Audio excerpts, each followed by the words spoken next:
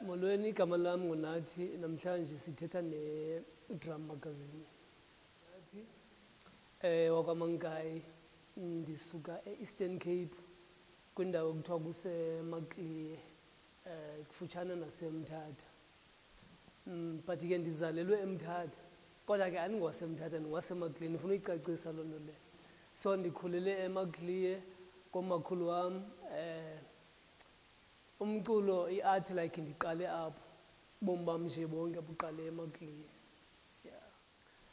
Sisam ngo-2011 bekukhona i-competition ebibizwa ngoba i-Dare to Dream.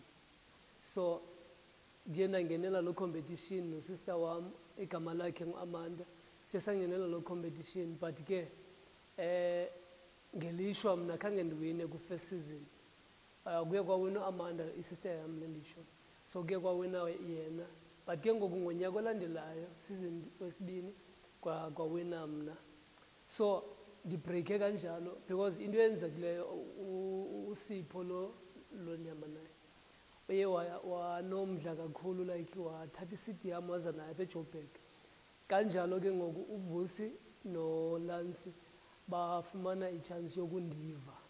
So bathe kundiveni kwabo uVusi wanomdla ubana ngaba ufuna ukwenza ingoma nam. Loo ngoma ke ibizwa Noma Kanjani. So senze Noma Kanjani. Then emveni koko ke ngoku yabe kubreaka. Okwangoko naseswama ndifuna ukuqhatha like mna like ndisonwabile ngendlela abantu i-feedback yabantu yabo nendlela abantu abandamkela ngayo yabo like ndisonwabile.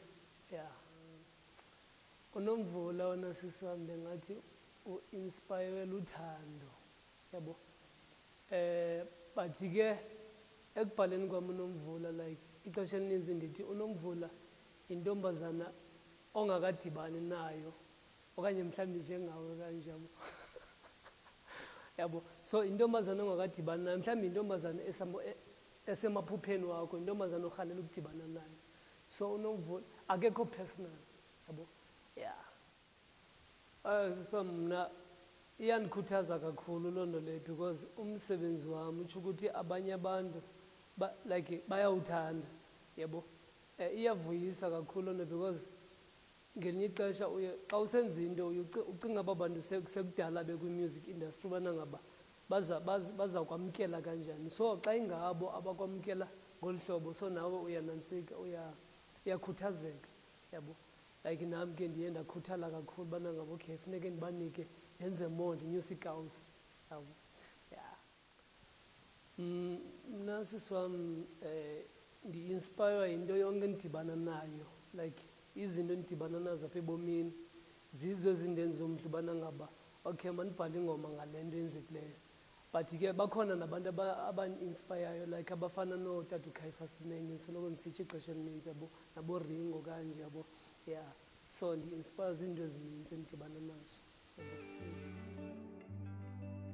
Mna ndizondwa ngabantu, ndizondwa